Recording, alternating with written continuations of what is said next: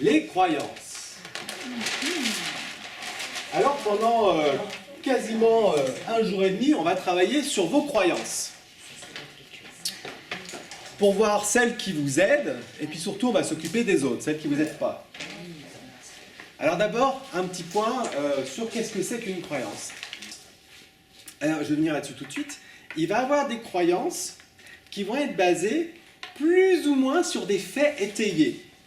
Plus ou moins c'est étayé. C'est-à-dire que si je vous dis, moi, Eric Monk, je crois vraiment que la Terre est une boule, un peu aplatie sur l'épaule. Ok. Sur l'épaule. Et il n'y a pas que moi qui ai un humour misérable là, dans cette salle, vous avez noté. Ceci dit, il y a suffisamment d'études scientifiques, de photos de la NASA, de ceci, de cela, pour dire, ok, pour moi, Eric Monk, c'est une croyance parce que je ne suis pas allé vérifier. Mais en même temps, globalement, je suis à peu près sûr de mon coup. Vous voyez, parce qu'il y a beaucoup d'études, il y a beaucoup de faits qui viennent étayer cette croyance. Même si pour moi, ça reste qu'une croyance, parce que je ne vais pas aller vérifier. Vous me suivez? Donc c'est ça, une croyance, elle va être plus ou moins étayée par des faits observables. Et au bout d'un moment, on peut raisonnablement croire, si une personne dit bah, la Terre est ronde, que ce n'est plus une croyance, qu'on est dans le fait. Ok. Si la Terre est plate, là c'est différent. Parce que globalement, les faits n'ont pas tendance à étayer cette théorie-là. Vous êtes d'accord avec ça? Bon, les platistes ne seraient pas d'accord, certes, mais oui. C'est comme le réchauffement climatique. Oui. Moi, je ne sais pas si le climat il se réchauffe. Parce que moi, tout seul, chez moi, avec mon thermomètre, ok, il fait plus chaud chez moi. Mais globalement, est-ce que la Terre se réchauffe? Je ne sais pas. Par contre, si je regarde le consensus qu'il y a autour, il y a suffisamment de faits qui étayent le fait que probablement la Terre se réchauffe. Et que probablement l'homme y est pour quelque chose. Vous êtes d'accord avec ce que je dis? Et pour autant, il y a des gens qui vont venir vous affirmer le contraire. Mais si on regarde la somme des études, à moins de penser que tout le monde fait partie d'une vaste conspiration mondiale pour nous cacher la vérité, c'est que la Terre se refroidit en fait et qu'elle est plate, globalement, on peut quand même considérer ça que ce n'est pas vraiment une croyance, c'est plutôt de l'ordre du fait. Vous êtes d'accord avec moi? Et donc ça va être toute la subtilité qu'il va avoir sur le travail sur les croyances, que là je prends des exemples qui sont faciles à aller vérifier, des exemples qui sont un peu grossiers, mais ça va être toute la subtilité de savoir si la personne, elle vous parle d'une croyance qui est étayée par suffisamment de faits pour que cette croyance, qui est en fait une conclusion qu'elle tire du monde qui l'entoure, est finalement non pas une croyance, mais plutôt un fait, ou si c'est réellement une croyance. Si, c'était clair comme phrase. C'était clair. Je vous donne un exemple. Hein? S'il y a une personne qui vous dit, je sais pas moi, ma femme me manque de respect. Est-ce que c'est une croyance ou un fait? Je sais pas moi. Ça dépend du contexte. Si quand je rentre le soir, elle me balance un pot de chambre à la figure, oui, parce qu'on vit dans la campagne profonde, nous, alors on n'a pas de toilette, tout ça. Donc on a les pots de chambre. En me traitant d'abruti de tous les noms, etc. Est-ce que je peux en conclure que c'est une croyance? Ben non, c'est plutôt factuel. Vous voyez? Mais si elle me manque de respect parce que hier soir je suis rentré à 20h05 et que la bouffe n'était pas prête? Hein? Ah ouais. Quand même, hein? Là, ça change tout. Là, il me manque de respect. Là, pour le coup, c'est un vrai manque de respect, on est d'accord. Et là, vous voyez, là, ouais, ok. Si j'ai vérifié sur le territoire, c'est plus une croyance pour le coup. Vous voyez la différence? Et ça va être ça, toute la subtilité du travail sur les croyances que vous allez faire, c'est démêler le fait de l'interprétation. Démêler la croyance du fait. La croyance, c'est une affirmation personnelle que je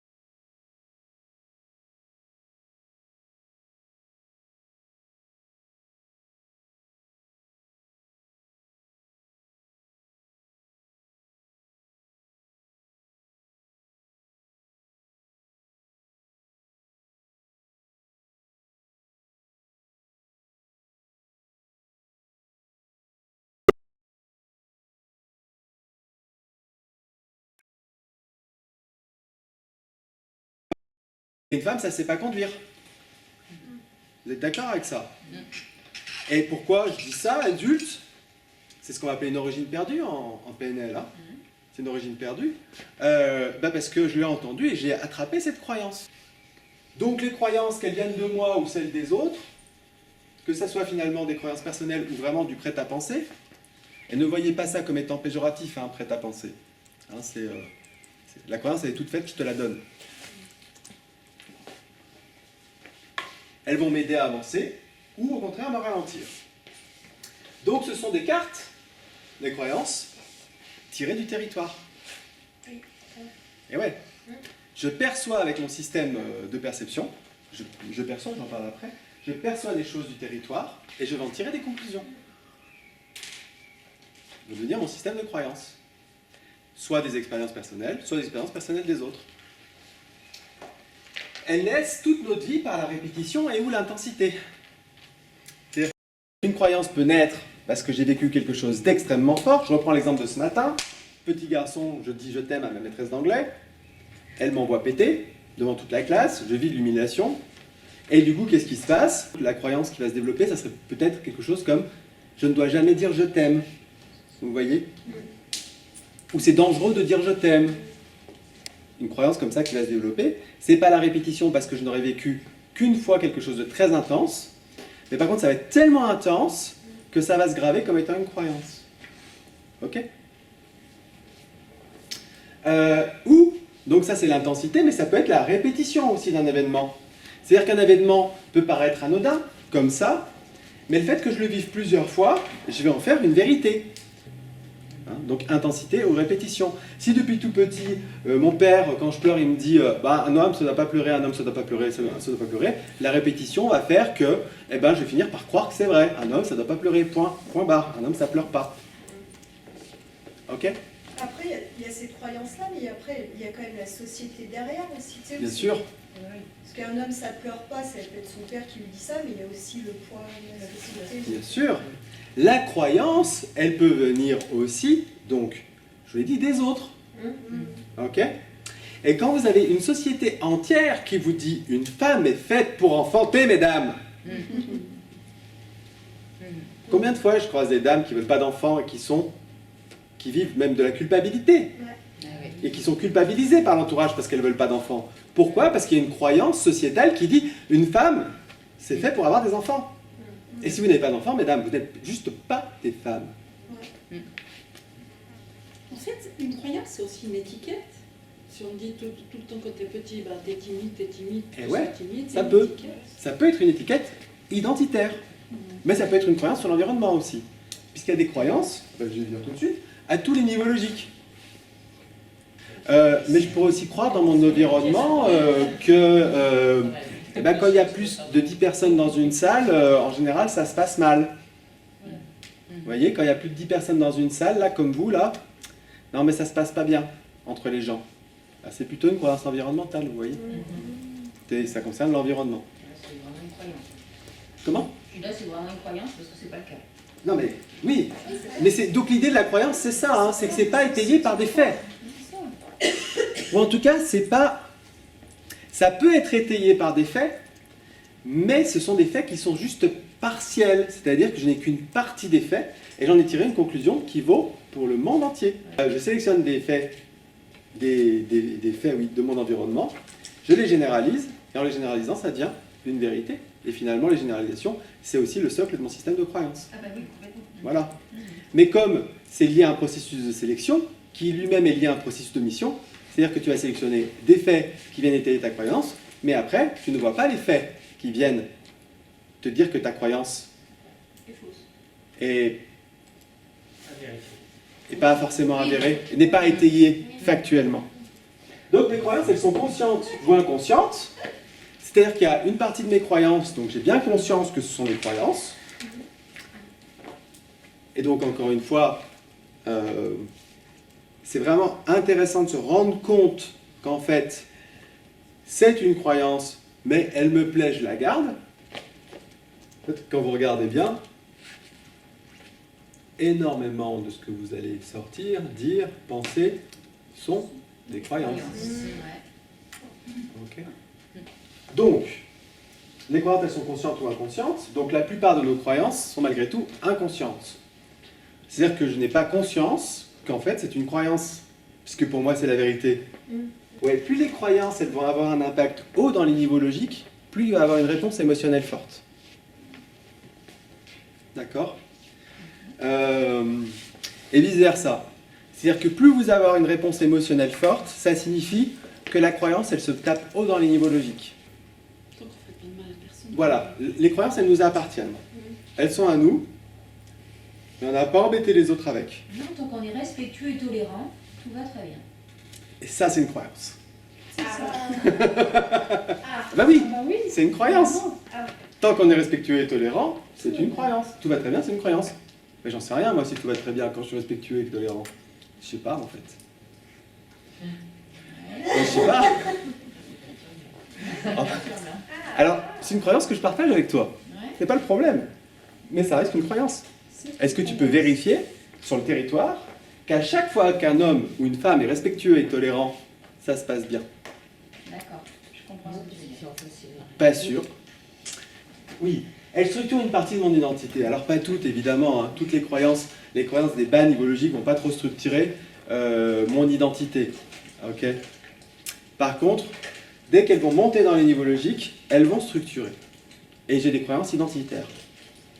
Donc les croyances identitaires vont s'entendre quand la personne elle va vous dire « je suis » et qu'elle va vous poser un qualificatif derrière. On est bien sur la croyance identitaire. Alors certaines seront étayées par des faits. Si je vous dis « je suis un homme, un mâle », ok, c'est plutôt factuel. Ok. Si je vous dis « je suis nul » ou à l'inverse « je suis génial », soit c'est que des croyances. Ok. Donc, plus elles sont hautes en haut des niveaux logiques, plus l'émotion est forte. Ou plus il va y avoir un impact émotionnel. Si je vous dis je suis génial et que vous essayez de me dire le contraire, bah je vais monter dans les tours. Et il y a même des gens, ils vous disent qu'ils sont nuls, et vous essayez de leur démontrer le contraire, et émotionnellement ça se passe mal. Ou alors ça se termine en larmes, etc. etc. Vous êtes d'accord avec ça ? Donc elle structure une partie de mon identité, et donc ce qui va rendre le changement de croyance complexe, surtout sur le haut des niveaux logiques. Alors sur le bas, si vraiment c'est du bas des niveaux logiques et qu'il y a peu d'impact émotionnel, vous me démontrez le contraire, ma croyance elle change. Donc il est parfois complexe de se libérer du système de croyance parce que la directive première est de maintenir la cohérence subjective, grand présupposé de la PNL. Mon système est fait pour être cohérent, c'est ça que ça signifie. Donc, tout mon système va faire en sorte de maintenir la cohérence subjective de mon système. Or, mon système de croyance est par nature subjectif. Ok ? Donc, je vais faire tout ce qu'il faut pour maintenir mon système de croyance en place.